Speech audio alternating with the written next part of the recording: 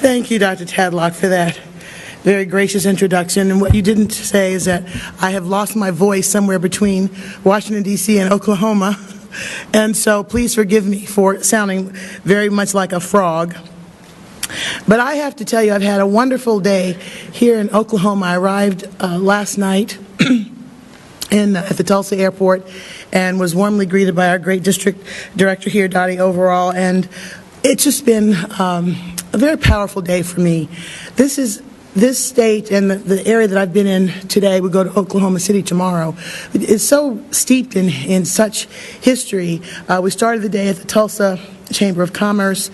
From there we went to the Greenwood Chamber of Commerce and toured that historic area. Then we visited a wonderful example of what we're going to be talking about tonight, a young entrepreneur, Greg Kiemeyer, who started a company, Integrated Business Technologies, that has been in business for just a few short years, but has already been identified as one of the best places to work for the size business that he is. And then we've had a wonderful opportunity to talk to young entrepreneurs here in excuse me, at the university and earlier in the day. So I thank you again, President Tadlock, and to Dr. Collier for your hospitality and for the entire Northeastern State University family. I also want to thank the Native American Student Organization and the American Indian business leaders who've been partners in this event. And when we talk about Native American business leaders, I have to acknowledge someone I always love being in her company, Margot Gray Proctor, who slipped in, and I'm so happy that she's able to join us this evening. We are grateful to have such a strong SBA office here in Oklahoma. I mentioned Dottie Overall, who's our district director. Tim Jeffcoat, our deputy, has also been very instrumental in the day. And Darla, Vanessa, and Tina, the tremendous threesome there, have been great support in pulling this evening's event together. And finally, I want to thank Sprint for the live stream support that they provided and that allows us to be on WhiteHouse.gov/live. President Obama often talks about winning the future, and what he means by that is represented in this very room and represented by the great conversations that I've had today with young entrepreneurs, because you represent the next generation of entrepreneurs that our country needs in order to grow our economy and create the jobs that our country needs. And here at Northeastern State, this college was founded on the rich educational heritage of the Cherokee Nation, and Dr. Tadlock talked through all of the exciting innovations that you have underway to support entrepreneurship, and I think that's commendable. And what we're here to do is to let you know that you also have a partner in the U.S. Small Business Administration.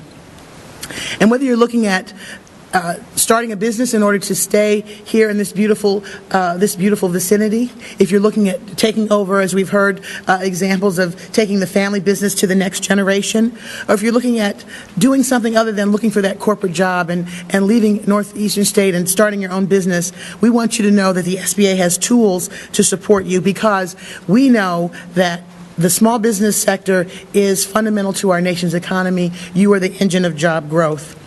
We've heard a lot in the last few weeks about some very iconic small businesses that were once small, I should say. Steve Jobs and the Apple company, Mark Zuckerberg, and Facebook. Groupon just went public, and it was started 4 years ago by a 26-year-old entrepreneur named Andrew Mason, and today they employ thousands of people across the country. And so while the next Zuckerberg or Jobs or Mason may be in the room, it's not just about those companies, it's also about that next great restaurant or that next great home services business or construction company that started right here. And it's about giving all of those businesses the tools that they need to start, to grow, and to create jobs. I'll give you a great example right here at home. One of our panelists is Kelsey Eakin, and Kelsey was SBA's Young Entrepreneur of the Year in Oklahoma this year. And she started her first IT business when she was just 21. I had the pleasure of being in a roundtable with Kelsey just before this event started, and you can just, her energy and her vision are clear when you talk to her. And her dream has made a difference in her community, because after launching, after just 1 year, She hired 2 employees. Earlier this year, she started another IT company with customers ranging from small businesses to Fortune 500 companies, and now has 7 full-time employees. So Kelsey's built 2 successful businesses right here in Oklahoma. She's built a daycare center for employees' children, and she volunteers her time and money to help kids throughout Tulsa. That's the kind of a hero, someone who has started a business and is doing so much more, that we want to celebrate this evening and hopefully spark more just like her.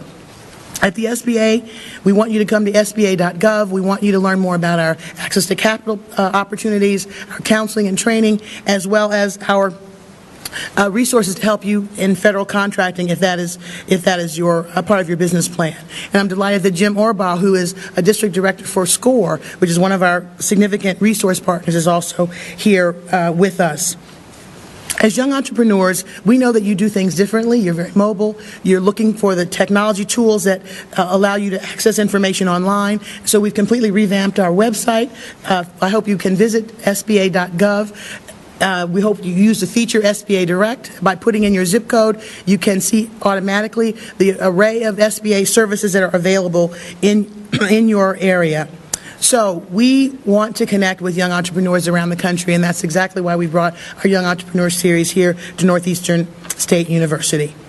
And as I close, I just want to make a couple of more points. Why is it important to support the next generation of entrepreneurs? Well, we know in our country unemployment is too high. It's around 9%. But when we look at young people, it's even higher. For those, the age cohort 18 to 34, the unemployment rate is 12%. And for Native Americans, it's even higher than that. And so there is a clear and urgent need for us to do everything we can to spark that entrepreneurial spirit so that people will step out, start their jobs, live their dreams, and create the jobs that we know that our country needs. And so that's what today is about. We know that you have big ideas. We want you to know that we have tools to match, and that the Obama administration is committed to giving you the resources that you need to start your businesses, to grow, and to create jobs for our country. So we're excited about being here. We have a wonderful panel, and my colleague Chris James, who's our fantastic assistant administrator of our Office of Native American Affairs, is going to serve as a moderator and going to introduce the panel now. So welcome back, Chris, and thank you all for being here this evening. Thank you very much, Marie. I'm going to go ahead and ask the panelists to come up, please. First off, we have here Adam Proctor, Mark Masters, Jennifer Jasek, Ken Novotny, and of course, Kelly Aiken. Kelsey, I'm sorry, Kelsey. So welcome everybody. I'm so happy to see you guys, and welcome. Please welcome the panelists. Go ahead and have a seat. So I'm going to let each one of our panelists introduce themselves. So I know that each of you have had a successful small business, and we talked about that earlier today. Just briefly tell us in the audience what your business is and when you got started. We'll go ahead and start. I'm Kelsey Aiken. I have my second IT company is Keljo Solutions. We started out selling IT hardware and software. We've grown since that time to doing larger networking infrastructure, integration services, consulting.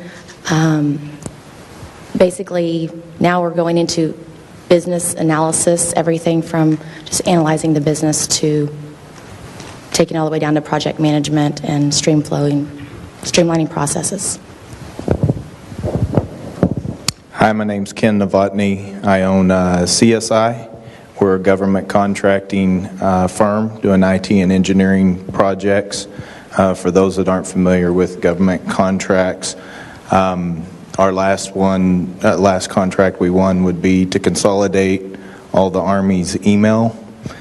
So it's about 1.4 million user accounts and 66,000 BlackBerry accounts. So we'll be busy the next 5 years. Hi, my name's Jennifer Jasek. I'm the president of York Electronic Systems. We're headquartered in Broken Arrow, Oklahoma. We're an integration company specializing in security, fire alarm, communications, and audio-visual systems. Our primary verticals are education, healthcare, and Native American business. Hi, I'm Mark Masters, and I own a company called Chloeta We originally started right up the road here in Jay, which is where I'm from, and we currently have a facility in Oklahoma City as well.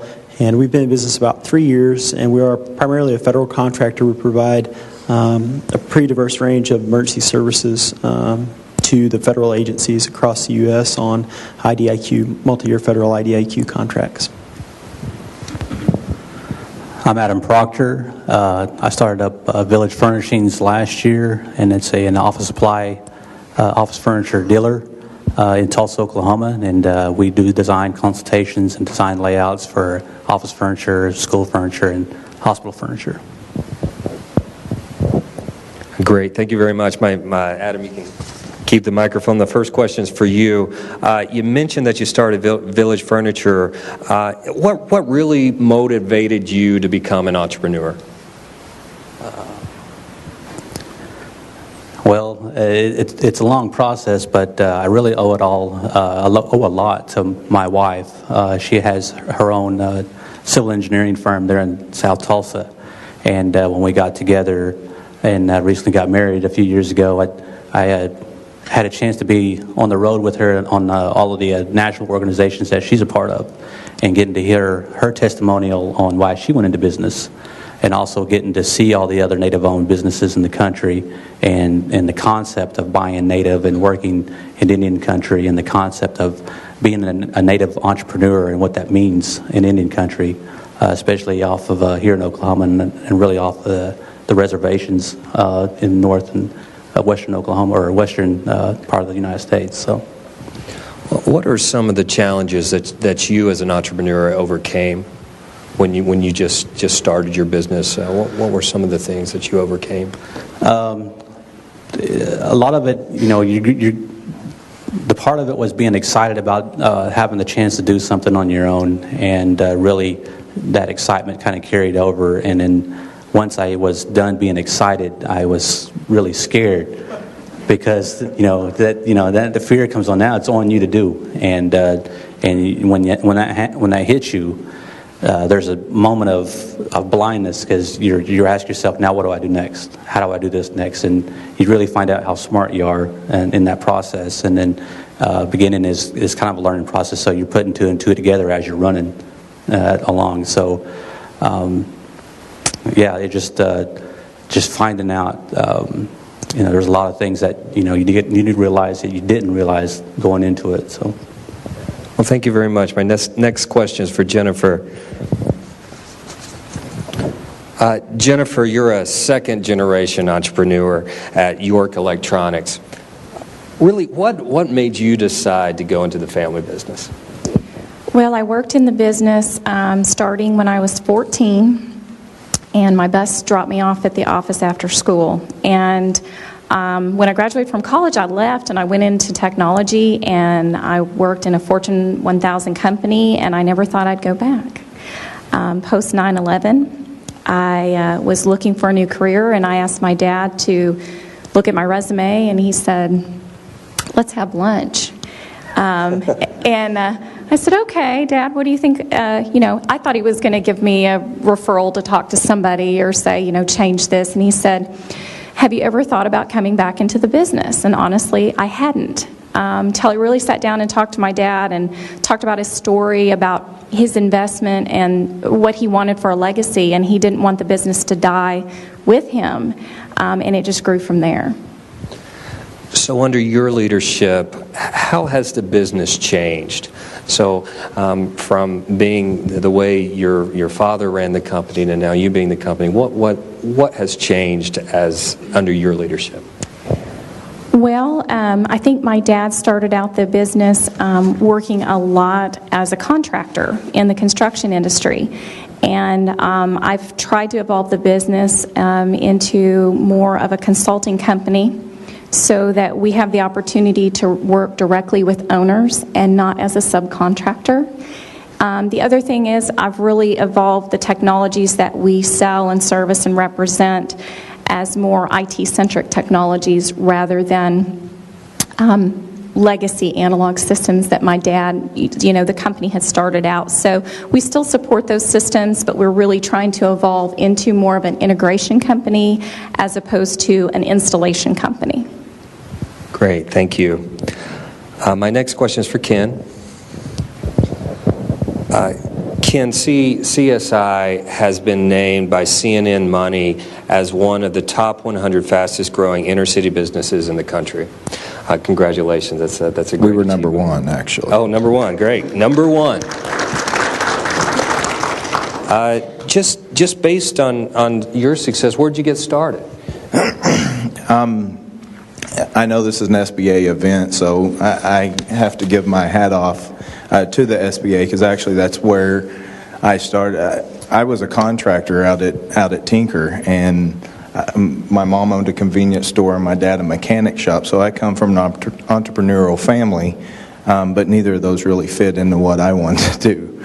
So I walked into the Oklahoma Small Business Development Center and sat down with Mike Cure and said, hey, I want to start an IT and engineering consulting firm, because that's where my past experiences were. What do I do? And the great people at SBA helped me lay that out. And we here in the state of Oklahoma, because we do business in about 17 different states, so I get the opportunity to meet a lot of the SBA offices and small business offices out in those states and many others. But we're very lucky to have the core that we have here in the state of Oklahoma. So if you want to start a business, I would highly recommend starting with your local centers, going to the website, figuring out what you want to do, seeing if there's funding available, and going that route. Great, thank you. Next question is for Kelsey. This is another exciting fact, and Murray mentioned it a little bit, but you've not only been named the 2010 Young Entrepreneur of the Year by Tulsa Metro Chamber of Commerce, or Metro Chamber, but also 2011 SBA Region 6 Young Entrepreneur of the Year.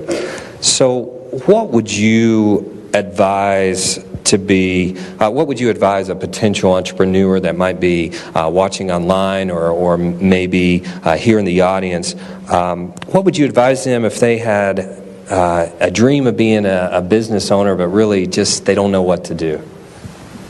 Well, my first advice would be that if it's truly a dream, that no matter what background you come from, no matter what level of education even, I don't have a college education. It does not matter. If you have a dream, that's the beauty about being an American, you can achieve it. So first you have to have the dream, and if it's truly yours, go for it. To follow that same advice, you got to know what you want to get into business for, and you've got to know what you're willing and not willing to sacrifice to get there. And business is constantly evolving, and you have to reevaluate often because of that. And as you become more successful in business, a lot more opportunities come to you, and you really have to pick those and choose those opportunities wisely, because if you don't, your business will be running you and you won't be running your business. So, and above all, I mean, you just have to love what you do, and because it takes so much of your time, and that would be my advice. Great. And so we talked about this a little bit on the phone, but what is the most vital ingredient to be a successful young entrepreneur? I believe for me it's been self-confidence. I started when I was 21, and getting in business when you're 21 isn't easy because everybody's like, you're a punk. So you have to overcome a lot, and with that, it takes self-confidence. It takes self-confidence to pick up the phone and cold call and sell your business to people you've never met. It takes self-confidence to, take risks, which could be a potentially make you or break you decision in business, and it's constantly kind of an uncomfortable state that you're in business, because if you're comfortable, you're not usually advancing or you're not growing. So without self-confidence, you can't really remain in that state comfortably. You can't remain uncomfortable comfortably. But So I think it truly is self-confidence. Great, thank you. My next question is from Mark. Mark, your company has a really unique niche in the area of natural resource and emergency solutions. So really, what inspired you to become an entrepreneur, and how do you use the niche that you have to your advantage? Well, a couple things are unique about our business, Chris. I was fortunate enough to be a federal employee for about 8.5 years prior to launching my business, and most of that time I spent in the field for 6 years or so, literally jumping out of aircraft into forest fires all over the U.S., which is an amazing career choice for someone who's young. But I moved up into more of an administrative position with the National Interagency Fire Center for the remaining 2 years as a central office BIA employee. And I started to realize that in the private sector there was very much an unfilled niche for high-quality services of the type that I was familiar with providing. And kind of along with that, there were not a lot of job opportunities for me, in my chosen federal career back home in Oklahoma. So it really became apparent to me that if I wanted to advance my career further, and most importantly move back home close to an area that's important to me, that moving to the private sector was really going to be the only alternative for me. Great. So what would you tell a young entrepreneur who may have started their business already and are in that sort of glory stage where, well, I've just started and now I really don't know what my next step should be? What would you advise that entrepreneur? Well, a couple things. The first thing that I would definitely recommend is leveraging the resources that are available out there. One thing that was truly amazing to me when I first started my business was the number of people that were there to assist you and that didn't expect compensation. These aren't consultants. These are public sector employees or maybe private or nonprofit employees that are publicly funded. SBA is a great example. SCORE, all the PTACs. I mean, just go on and on. We're really fortunate here in Oklahoma to have a lot of resources. So that's the first thing that I did that I think really contributed to our success right out of the gate was, get familiar with these individuals, find out how they can help you, and they want to help you, and just use their expertise to, further your business. And then the other point that I would make is just be diligent. You just absolutely cannot give up, even, when, especially in that first 2 years for us. I know we're tumultuous, like a lot of true startup businesses, but there are a lot of times when the odds are probably stacked against you, and a reasonable person might give up, but you just have to press on and believe in your business model that's vetted, and just continue to work as hard as you can. Great, thank you. I'll just open this question up to any of the panelists. Each one of you can answer if you choose.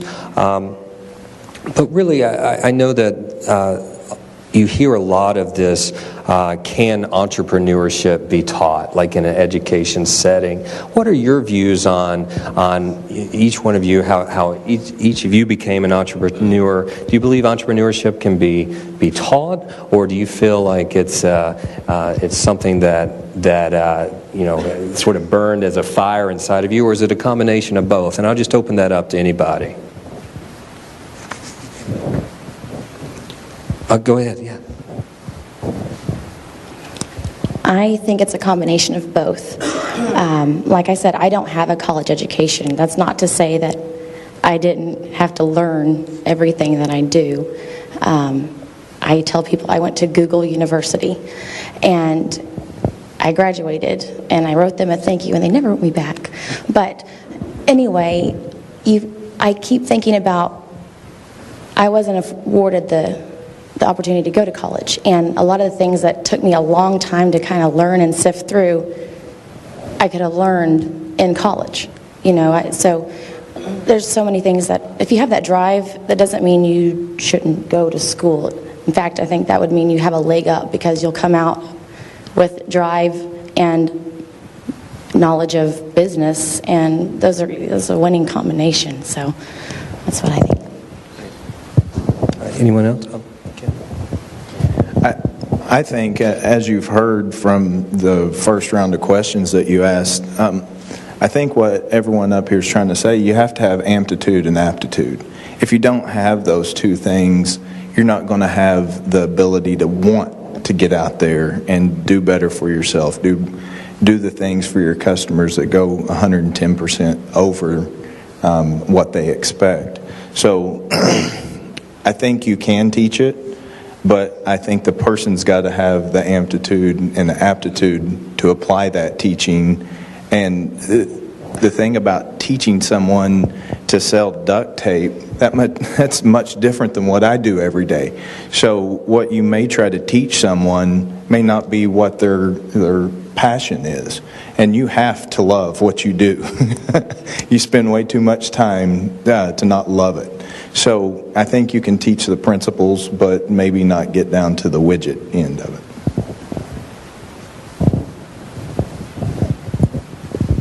I agree with what Ken was saying, is that they have to have something that excites them, to get involved into something that's going to make a living for them.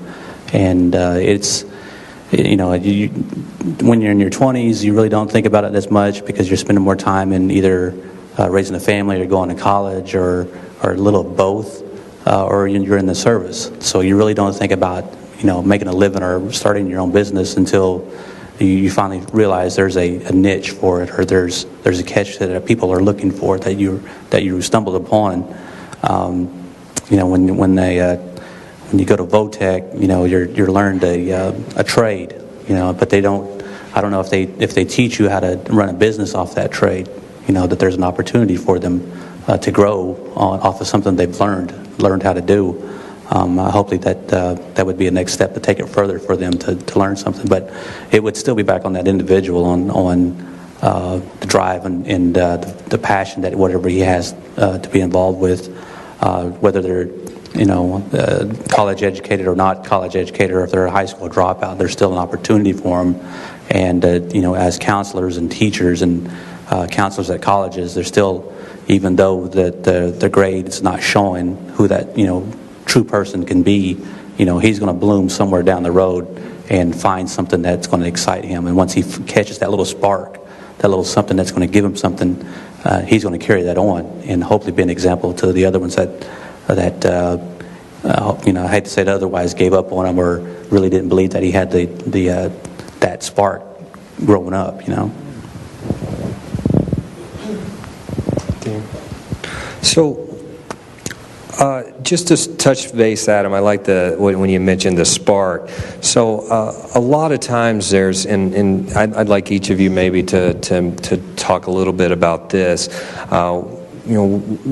Entrepreneurs definitely have some challenges, but often there's environmental challenges. And you, Adam, you just sort of mentioned about some of the things, but environmental challenges could be location, possibly culture. Could each one of you maybe talk a little bit about how you might have faced some environmental challenges or even overcome some of those?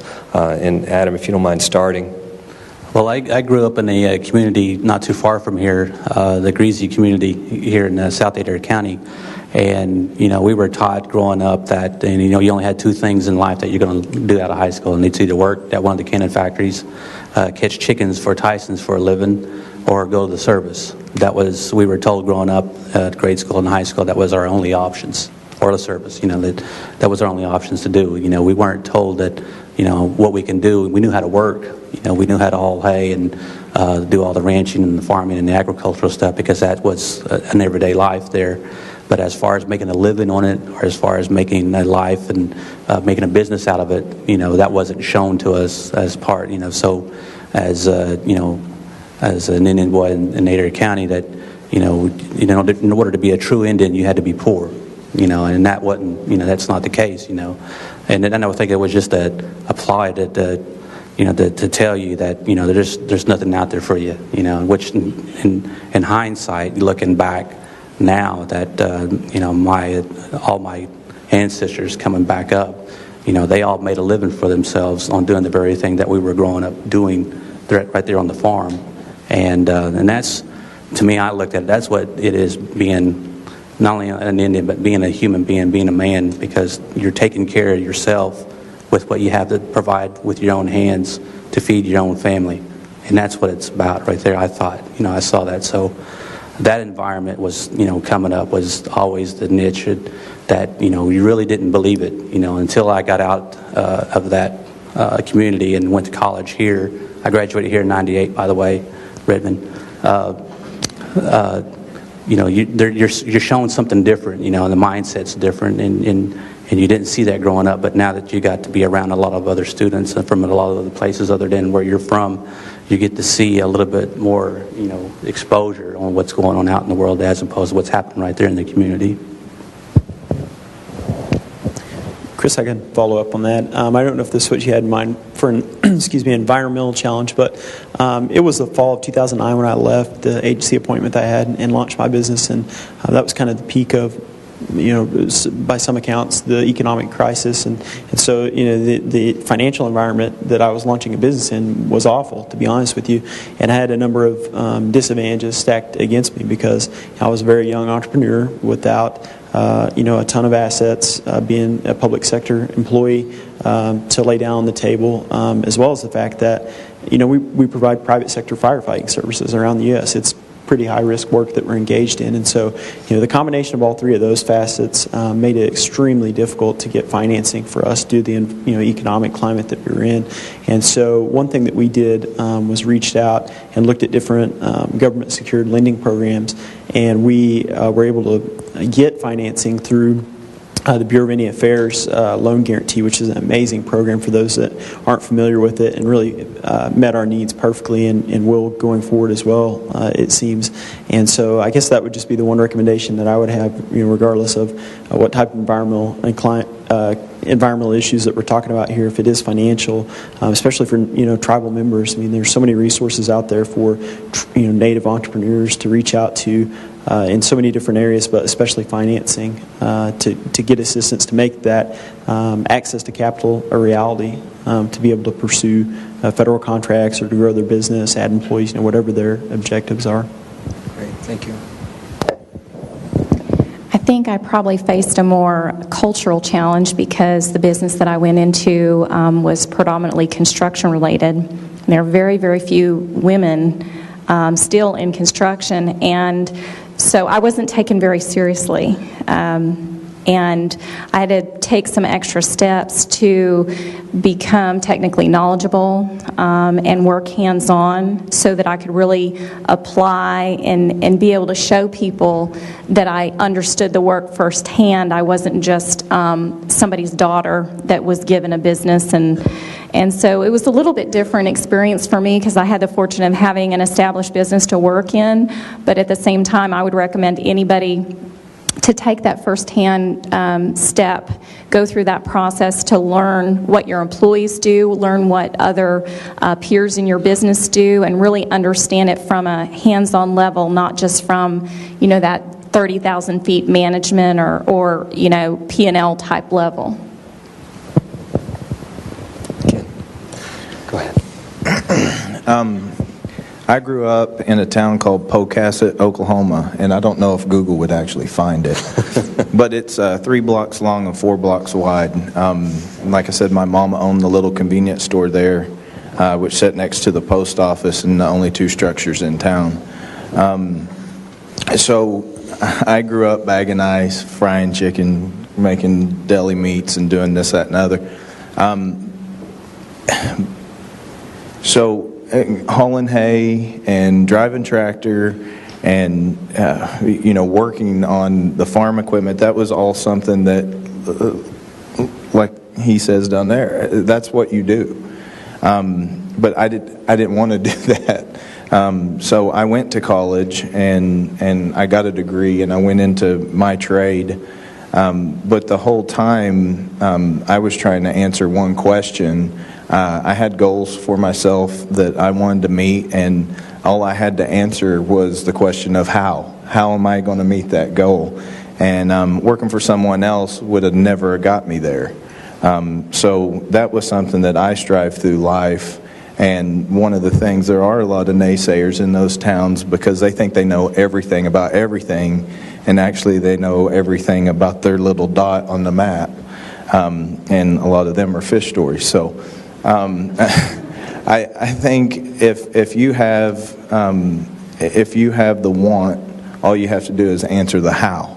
And at some point in your life, like he was saying, you will get to something and go, well, wait, there's demand for that. I'm good at that. I know that. and then you can start down that path. So, Great, thank you. Kelsey? I too came from a little town. Copan, Oklahoma is where I was when I was littler, like 7, 8. Then my mom remarried and I moved to a town called Sedan, Kansas, and we had a flashing stoplight. And we had 20 kids in my class, and same type of scenario. There's all the ranch work you want to do. I hauled hay. Yeah, I built fence, and I can skin a buck and run a trot line. So I think we should get together and start a hay hauling. But all that goes back to the environment. I was the first to be not the most likely to succeed. Before I moved to Sedan, with my mom was a single mom. We were extremely poor. There'd be days that we wouldn't be able to eat, period. And it's really sad to know that happens, in our country, because you don't really think of that being outside, in your home. It could be your neighbor, and you just don't think of that. So I was like on that list to be one of those statistics of the children, that just lock-key child, single mom, no education, little bitty town, she can't make it. But I just remember my whole life saying, this is not going to be me forever. I'm not going to let this happen. And so environment plays a huge factor in a lot of things, but it's definitely not everything. And if anybody is like wondering if they can't do something here tonight or out there on the website, and they're asking themselves, well, how am I going to possibly do that? I'm from here. I don't have any education. And all I can do is say, me neither. And but you just got to go for it. And I think the younger you are, the more you should go for it, because you don't have any, real responsibilities. That was my whole thing. I didn't have a child at the time. I didn't have any debts. I didn't have all those things that when you're older you accumulate. And so there's really nothing to lose. So just go for it. I'll go ahead and ask the next question to you. And we talked about environmental challenges, but when we were having our roundtable discussion early on today, I had shared that or maybe I haven't shared, but I came from a small business, and similar to Jennifer's, where both my parents worked and everything. But balancing family life. That's, balancing your family life with your business. If you could each talk about I know that's often a challenge between how you balance your even family, your social life, compared to how you're running your business. So could you touch a little bit on that? Well, I have had some experience in attempting to balance family life with my business. I am in a divorce, so I haven't done so good at that, but I do know that it was a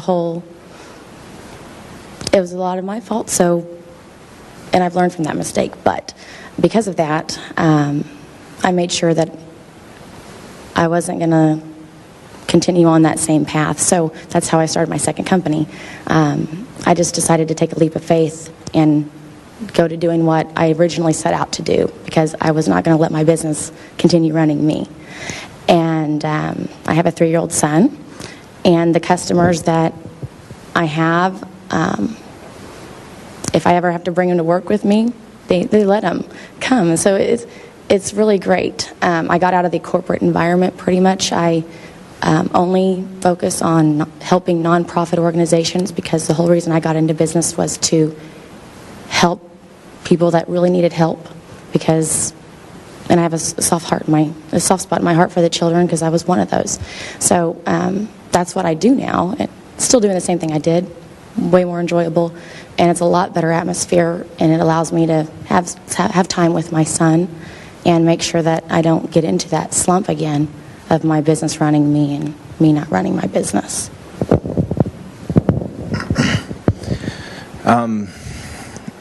I think in my case, We didn't have children whenever we started our business, or when I started, and we had a child shortly thereafter. And I have to give it up to my wife, who happens to be in the audience. She takes care of everything on that front. My job is to be there as much as possible. Part of that amplitude and aptitude that I mentioned earlier requires hours. So when I started my business, I worked a 40-hour job, plus did this on the side.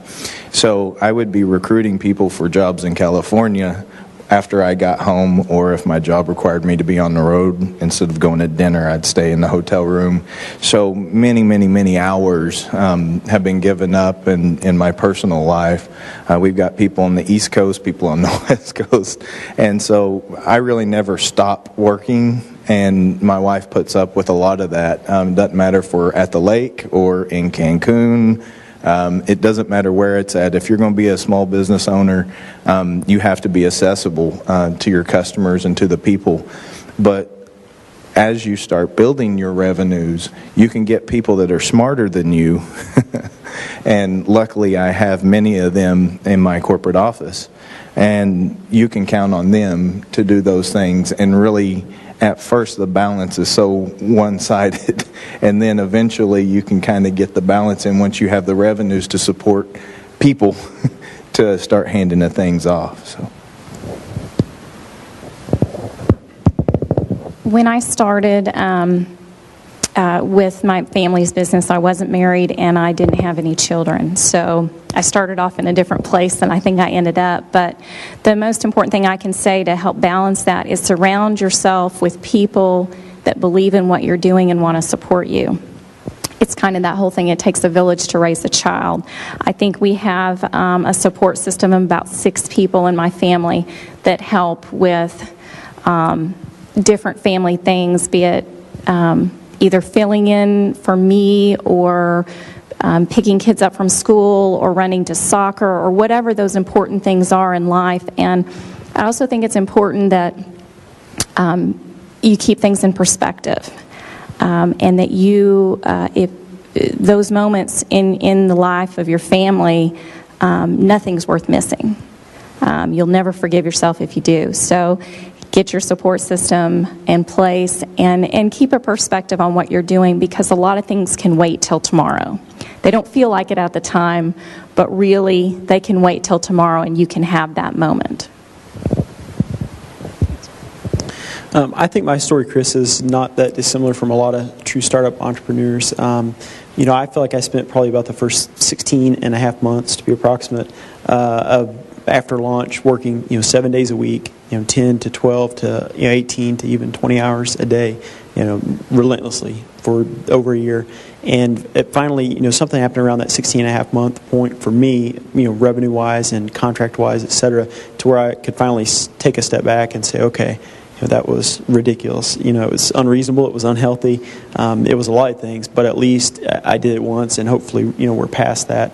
And I think what you have to do on the front end is, everyone's time is so important, including your own, but each of us. But I think that you have to devalue your own time on the front end, knowing that the reward is on the back end, much like Ken said, because otherwise, as I mentioned earlier, a reasonable person wouldn't go into business. No reasonable person would work 100 hours a week for a year straight or 2 years straight. But I think to anyone out there that may be on the fence, I don't want to dissuade anyone from going into business for themselves that is considering it. They just need to be aware that, on the front end, it's very labor intensive, extremely labor intensive, and for a lot of true startup entrepreneurs, you're scrapping day to day just for your existence and survival. But I think the key thing is, once you reach that breakover point where you feel like you are getting some space and you're growing in terms of stability and revenue and that sort of thing, is to take some time for yourself. And that's one thing that I've tried to do more recently in the last year or so. But just try and start to revalue your time under what would be normal circumstances or reasonable circumstances. So.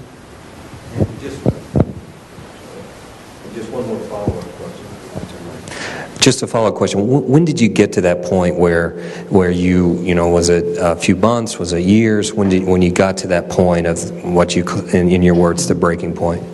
I feel like for me it was close to that year and a half to 2 year mark. Honestly, it was probably about the time I quit worrying about paying my rent and stopped eating ramen, to be honest with you, Chris. But, just we reached a point in terms of stability where finally we were getting task orders under a lot of the multi-year IQ contracts we had. We were finally able to secure financing. We were finally able to start hiring the talent we needed, like Ken mentioned, to be able to take some of that workload off, because much like what he mentioned, the need is always there. On the front end, there's so many things that you have to do with regard to finance and marketing and all these different areas that you may or may not be knowledgeable in. I know I sure wasn't. I didn't have a business background at all. And, just because you can't afford to hire people to do those things doesn't mean that those things don't need to be done. And so that was really the breaking point for me, was to be able to start generating some revenue and get some short-term financial stability and say, okay, now that we can hire some folks, some talent, to be able to take some of this burden off me, and I can focus on other areas in terms of growing my business to the next level. Yeah, same question about the family.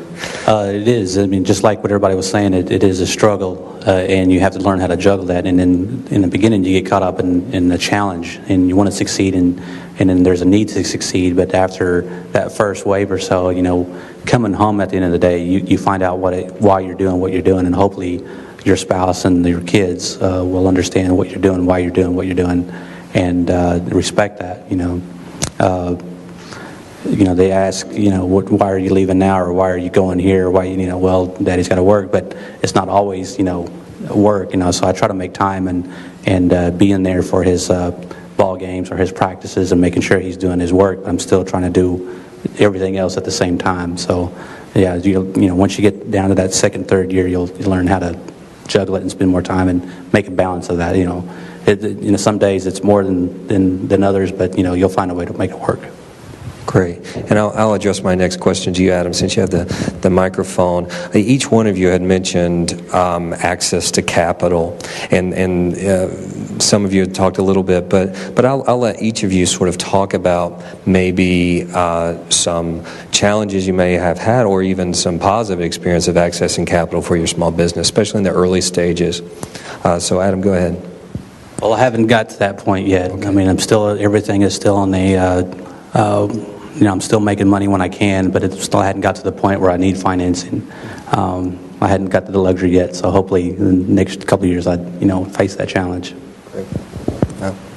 Mark? Sure. I know I already spoke about it a bit there, Chris, but I could just expound, I guess. One thing that was really helpful to us was the BIA loan guarantee program, as I mentioned. Not to say, that an SBA loan program might not be beneficial for someone else's needs, but we were in a really unique situation starting off in that, we had a number of IDIQ federal contracts essentially right out of the gate, and without a financing source to be able to start work under those in a really big way. And so that's where the loan guarantee came in really important for us, and that's where loan guarantees were always helpful, is on the front end with startup entrepreneurs, that some of that risk can be deferred from the bank via these publicly funded programs. And that's a great thing for many startup entrepreneurs. The other thing that's been really helpful for us with regard to financing is that we have a lot of capital asset needs, rolling stock, trucks, bulldozers, aircraft. I mean, we have all kinds of needs for capital assets. And I think a lot of times people overlook their own tribe or other tribes for financing needs. I know that we've had a lot of success just in recent months working with the Citizen Potawatomi tribe out of Shawnee to access to gain those capital assets that we need to put to work under the federal contracts that we have under great, very reasonable interest rates and very very favorable terms to the customer, which is maybe not always the case, especially when you're a startup business. So, is that through their CDFI? Absolutely. Community Development Financial Absolutely. Institution. Great. I probably didn't have the same challenges that other people faced because our business was established when I joined it. But my dad, when he started the business, he had 14 credit cards, and they had 3 mortgages on my family's home. And I guess the one thing that he established, banking relationships, was that we do as a business make hay when the sun shines. So we do have to have cash reserves so that when it comes time to borrow money, we have assets to borrow against. We're not having to leverage ourselves as personally as much as you do in a startup business. When we got started, I had a government contract in hand as a subcontractor to Boeing, and this wasn't a services, it was for some cool air generators that deploy the slides on the 737 or 757. So I took it to like 5, 6, 7 banks, and no one would give me financing in order to buy the pieces that I needed. So I had to go to my dad, and I can't remember how many it was, 4 or 5 or 6 or so. Long story short, he made me break them up, and he charged me prime plus one and $1,000 origination fee. Thanks, Dad. Not mention he's an entrepreneur. Don't let the mechanic fool you. So whenever we got into the services side, once again the same issue. No one understood receivables-based lending, and I didn't pay attention a lot in any school, but I did pass. But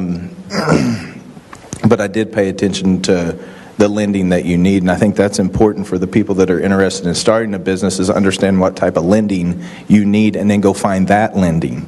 The SBA and many banks don't understand receivables-based lending. Luckily, I mean, right in the grasp of time and some of the headaches the other folks are speaking about, I found a banker, and we've been with him ever since, because he had done receivables-based lending in the past and gave us a shot. And we started with a $100,000 line, and now it's over $2 million. Great. I'm totally in agreement with you on the receivables-based lending.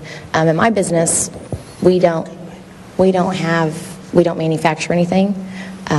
We don't warehouse anything. We don't own anything. We don't need anything from that, except it's just pure services and reselling, which reselling unfortunately takes credit lines, terms with your distributors, and you have to give your customers terms to pay.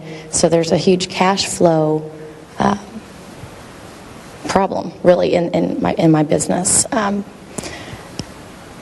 Getting the best advice I can give is get capital when you don't need it.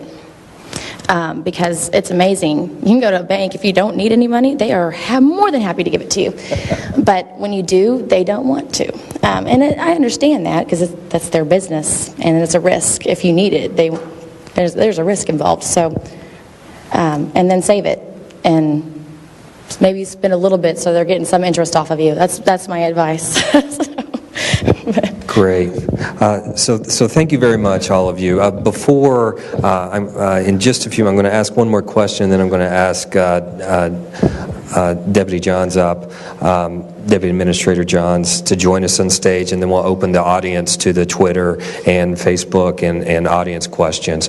But do you have just, one, before we open that up, what's your just final thought? If there's something that you want to say about entrepreneurship or some sort of just encouragement, what would you, give just one last word of encouragement to folks who are looking for starting a business or taking their business to the next level? I would end it with my favorite quote that I read every day that inspires me every day, and it is, if you think you're too small to be effective, you've never been in the dark with a mosquito. I don't have a joke. There's going to be a lot of naysayers out there, your mom, your dad, your aunt, your uncle, your friends, and it's because society teaches you to be an employee, I think, for the greater census of the education system. There's no better time than now. You can procrastinate and say, oh, I'm going to do that next month, or I just haven't filled out the paperwork to register my company with the state. It costs $25, do it. And then find that niche. There's no reason not to start today, because you can always procrastinate and put it off next year and the next year and the next year, and then your family life and things may change to where that never gets off the ground. So I would say, if you have an idea or you even think you want to, pay $25 and go register with the state, call the IRS, get an EIN, and at least you're ready whenever you want to do something. probably second that a little bit and say that listen to your gut or listen to your heart when it comes to making a decision, whether it's building your company or starting a new one. And really don't let other people influence you too much. It's important to have people that you trust around you and look to them for advice, but you know what you're capable of, you know what you can do, and you know what decisions are in your best interest. So do some soul searching and listen, and if you believe in yourself, you'll be able to do it. I met with a friend about a year, Chris, before I left the agency and started my business. I remember one thing that he said that really stuck in my mind as a turning point for me was, he mentioned, and to echo what everyone else here has said, but he mentioned, a lot of people have an idea about going into business for themselves, a lot of people. And, are you going to be that person that is, 30, 40, 50 years old that's still saying, I had an idea to go into business myself, or are you just going to do it? And this was someone who is relatively young as well, in his 20s, but had a few successful and a few failed businesses of his own right out of college, to be honest. And, he just told me, look, you got to take that leap and you just got to do it. You're not going to know if it's going to work unless you do it. Probably one other thing that I would say to sum that up, and a lot of the speaking that I've been doing recently, a lot of folks want to know, well, what are you doing in your business? What is being successful for you? And, the one word that I would have to give them is just simply hustle. I think at the end of the day, people with, multiple individuals with the same resources, assets, skills, talents, whatever you want to say, are an equal playing field until you add that X factor in there, the invariable of the amount of desire and hustle to get it done. Yeah, and always know there's more out there than what you're seeing on your day-to-day life, and it's one of the things when you've done 2.5 weeks or 3 weeks of hauling hay, and you're sitting out there at 5 o'clock and the sun's setting, and you've been sweating all day, and you're sitting there looking at your buddies thinking, there's got to be more to life than hauling the hay all summer. We got to find something else to do. But don't think that you can't do it. You're going to, just know that, taking that step forward, just like taking a step forward to college or choosing something in your life that's going to change your life after you made that decision. Don't think that you can't do anything. You can once you realize, there's something out there better than what you're doing today, don't look back. Just, you're going to just accept some things that's going to come to your way. Life is always going to happen, but, it's always going to be worth it once you take that step forward, and it's going to be a change for the better for you. Just have the faith, that it's going to get better for you, and there's always a positive outside. Just keep it here, and just keep forward, and don't look around, but, stay on task of what you're doing. Believe that you're going to, whatever you're succeeding at is going to be a success for you and your family, and just know that it's going to work out for the better. Great, thank you. If you could join us on stage, and then we'll open up the audience for audience questions or Twitter questions.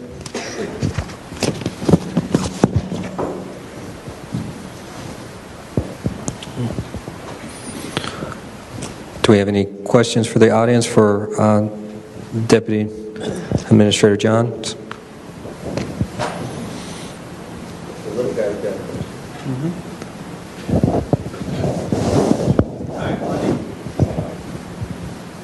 Can you hear me? There it is. Okay. My name is Mike. We met upstairs. This question's for the Deputy Administrator. What programs do you currently have or initiatives do you have for encouraging or increasing awareness of the opportunities for young entrepreneurs?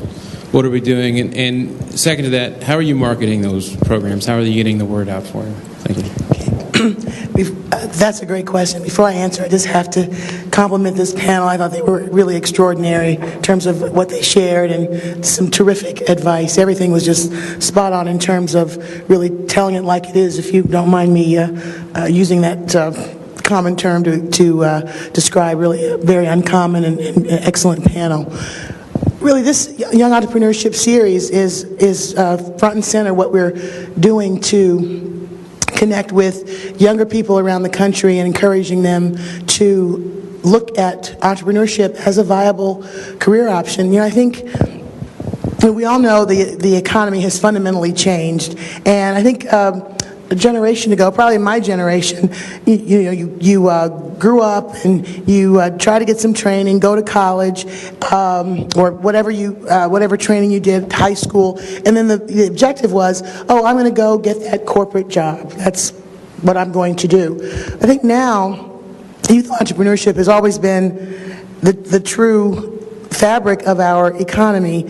I firmly believe that we are now re-entering a new golden age of entrepreneurship, and that many people, young people in particular, as they are coming out of high school, getting vocational training, skilled trade training, going to college, whatever their route may be, that they're really looking toward how they can take that expertise and turn it into a business for themselves. And I think it's a very exciting thing that's going on.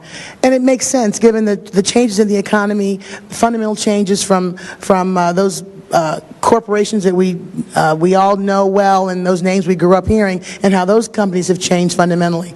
That there's really no sure thing, where it used to be thought that if you went to work for a certain size company, that was a sure thing for, the 25 years and then the gold watch at the end of the road. Well, that really doesn't exist anymore, and so why not? Why not take this as an opportunity to be creative, to step out there and start your business? And the other thing that we're communicating with that message is that you don't have to do it alone, because the SBA is here. We are working hard. The Obama administration has been very focused on putting more tools in the hands of small businesses, and so I believe one of the panelists said it earlier, now is a great time to do that. And so that is the message, and we're marketing that in as many ways as we can. And what we're hoping is that those of you who have participated in the Young Entrepreneurship Series, either as a panelist or an audience member, will also spread that word and just keep that information flow going. Panel, thank you very much for sharing the insights with us tonight. I appreciate it. I'm Dr. Jeff Lowenthal. I work here as faculty in the College of Business.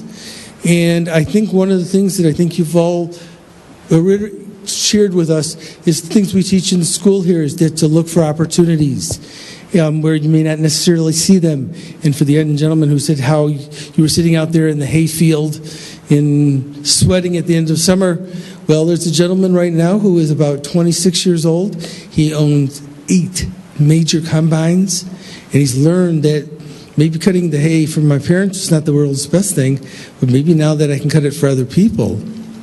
And that's all they do. And they've had 8 combines. And if people don't know how much are combines today, the real big ones, they're about $300,000 each. And he's got about 8 of them now. He's 26 years old. So look for the opportunities. And I think that's what you all shared with us, that you all looked. It wasn't the money that was driving you, but if I understood you all correctly, it was something that you loved to do. Did I get that correct? Mark, you want to? You bet, absolutely. I think some of the panelists touched on that. Given the difficulties of being an entrepreneur, passion is essential, obviously. I would just say comment to the professor's remarks, and just also again thank and congratulate Northeastern State University for your focus, the university's focus on entrepreneurship, because that's something also that we're working across the country to ensure that we are creating those opportunities. We have a network of small business development centers around the country, nearly 900 of them, many of which are located in community colleges or universities. And what we want to see happen at the SBA is that colleges and universities across the country look at entrepreneurship and continue to press entrepreneurship as a viable career option. And not just in the School of Business. Certainly the School of Business has an important role to play, but we strongly feel that the notion of entrepreneurship should be enterprise-wide. So whether it's the School of Education, the School of Social Work, School of Fine Arts, any part of the academy really is an opportunity for someone in that part of the institution to think about how they can use what skills they're developing and turn that into an opportunity for starting a small business.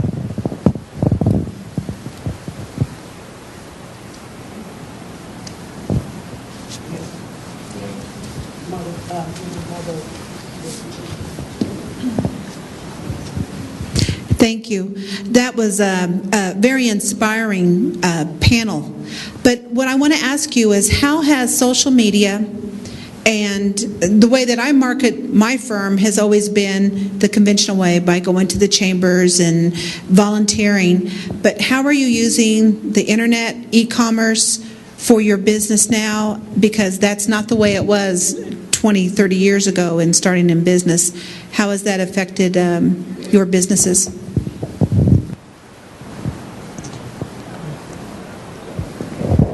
Well, I'll jump in here real quick. We do not use social media to market our business. We do have a website. We do the traditional things to market our business. We network. We work with people we know. We still market B2B, create joint ventures, find partnerships. Those things seem to go a very, very long way. We have yet to dive into the Facebook, Twitter environment to market our business. Yeah, to follow on with that, I think people ask all the time, they're like, why was CSI so successful, or how were you so successful? And I think what she's trying to say is people trust first and do business with second. And I give that analogy, and the folks that work for me here and my wife are going to have to hear it again, but when you have a pipe break in the middle of your floor, you don't go to the phone book and choose 555A plumbing because they're the first one in the phone book. You ask someone at work, or call a friend, or call a mom, or call a dad, and you're basically putting the trust on it. Now, I think there are businesses that are very successful from that, because it's the trust of, hey, my friend used, I don't know, that plumber or this plumber, but in the government services, we don't use it either. So it's not applicable to us, but I think it follows that same line of trust first and do business with second. And instead of having to call a friend, you would get on Facebook and say, hey, who's my friend, or who of my friends likes this plumber, or something like that. With my business, we've incorporated an e-commerce site, but it's not specifically to get new customers. We don't market it as new customer, revenue generating. It's mainly for our customers that have kind of odd hours, and they want to get online at 2 a.m. because that's when they're up, or they can't sleep, and they want to get pricing, and they want to be able to put an order in at that time because that's their free time. And so we have that available for them to be able to do that. I haven't used Facebook. I've never tweeted.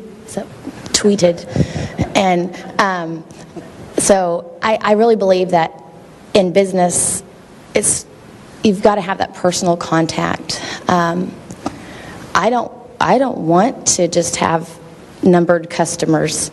I love people too much. I want to get to know them.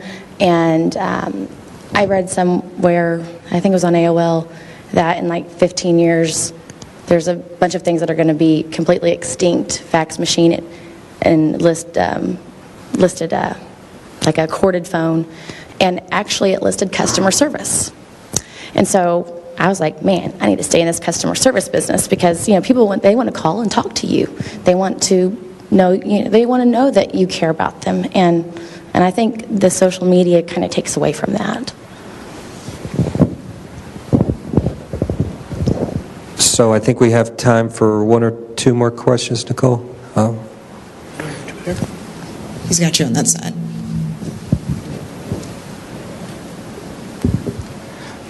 Hey, I'm Ross Bickford with Cherokee Data Solutions. I met all y'all upstairs. And it sounds like all of y'all are being very successful. You're learning a lot. You've taken your knocks and you've learned from them. Moving forward, where do y'all see your companies in 5 years, and what are the key initiatives that you're taking right now to put that in place to reach those goals?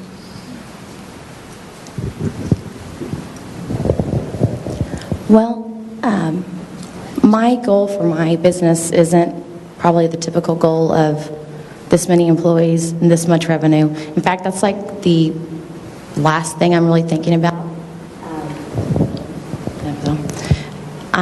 My goal is to be able to help others and help children and just continue doing what I love to do, and hopefully just become a benefactor to people that need that, and obviously generate enough revenue and enough income to be able to give it back, because I think that too many people in business, especially in the bigger corporations, are so greedy, and it just really kills me when you think about, you hear these salaries that some of these corporations their main people are getting, and it's just kind of, to me, it's sickening, and they didn't even start that company, and I don't think anybody should make that kind of money and just to have another house. I think there's too many hungry people out there. There's too many children that need that help and that advice and that money for education, and so that's my goal, and hopefully I'm making more than I am now to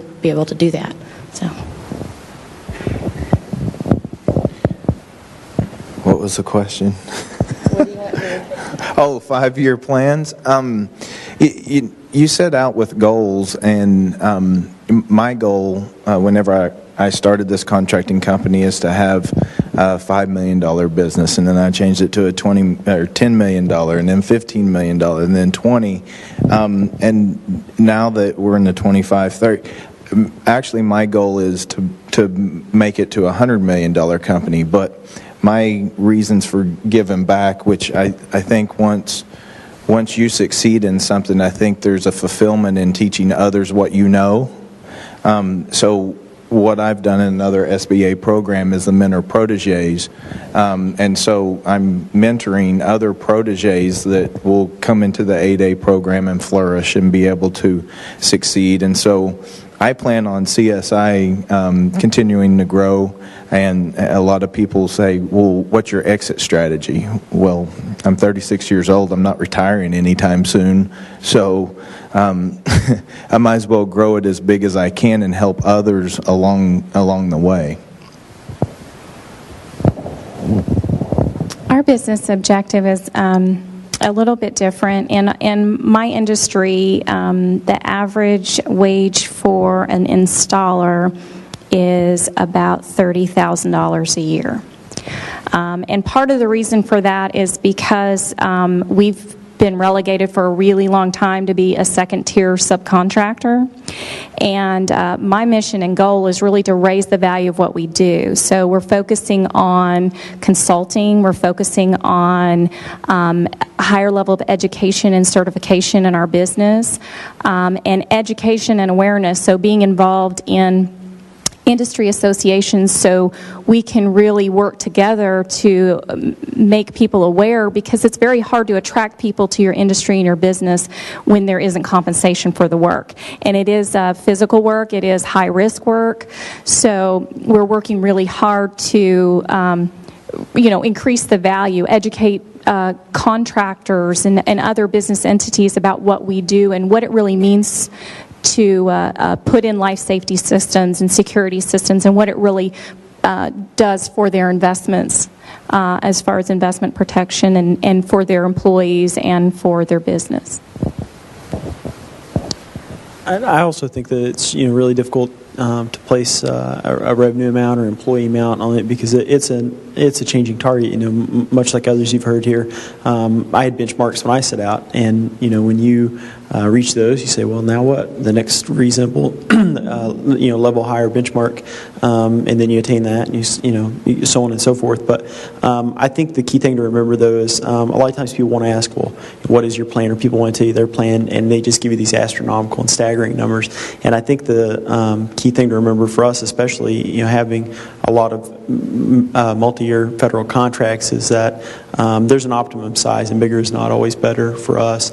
And one thing that's been really unique for us, much like you've heard from some of the other panelists, is just in the last year or so, we really transitioned from that point of surviving as a true startup business to being able to generate some revenues and be able to actually give back in a few philanthropic ventures, and that's been extremely rewarding in the past year for us to take advantage of those and to look at where we've come in the past few years and to actually be able to give back in a few ways now that we're a little bit more financially able to. So yeah. Yeah, there was a couple of motives that why I got into business. Was One was to actually provide a lifestyle for my family, but also would get to that point, like everyone else is to give back. And that's most important. And before I started business, I was a part of a lot of nonprofit organizations, and the main thing that they always talked about was, well, we need to raise money for this. We need money for the kids so they can go on this trip, or we need money for pastors to go out, and do the missionary works during the summertime. It was always about something that they needed to what we didn't have a lot of was money. But hopefully, raising the capital or raising the funds to give back to those organizations that need it, and that's the ultimate goal is not only have a company to grow and sustain itself and to sustain its employees and their families, but also have that access to to give back to churches and organizations that organizations that need it, and there's a lot out there that could help using some of that for a good cause, But that was the ultimate goal, was to give back and be an example to Native American kids that are coming up in those communities that didn't have access to stuff that we're taking advantage of now. And I think the ultimate thing that I remember growing up was CCF. We got this thing called CCF every Christmas. And I still remember that because that was like $60 that we took to Walmart. And because somebody had paid it back to us to give us that opportunity on monies that we didn't otherwise have. All through high school and college, and even coming up in the career here, I've always had somebody that took me under their wing and mentored me, to either through all of those phases of my life. And when I came to be a senior in both of those, high school, college, I returned the favor by taking somebody under my wing when they were a freshman and I was a senior. So I always had that opportunity and ability to give it back because somebody did that for me, and I wanted to return the favor and do that for somebody else along the line. So hopefully when that business gets up and running, we're sustaining it and feeding families, that we have the access. The 5-year goal is to still be in business, ultimately. But also, to sustain and take care of other organizations in that community that they can flourish as well. That was the ultimate goal. So I want to thank each one of our panelists. We're unfortunately out of time. So thank you very much. It was very inspiring to us, and I'm sure if you have some folks out there that are watching or listening, if there's some additional questions, we can always address those. Thank you, Deputy Administrator Johns, for being here, and it's been a wonderful time. And I do want to say that the Cherokee Nation is inviting us to a reception immediately following the event, and the address is 212 South Water Street. So please join us. You can talk, I think, with the panelists individually, talk with Deputy Johns and myself as well. So thank you very much. You have some last words? I just want to thank you, Chris, for a great job moderating. It was a great job. And I also want to add my thanks to the panel. You all were exceptional in sharing some very heartfelt and obviously hard-won truths about entrepreneurship, and your stories are incredibly inspiring, and thank you very, very much for participating. And thank you all for being here.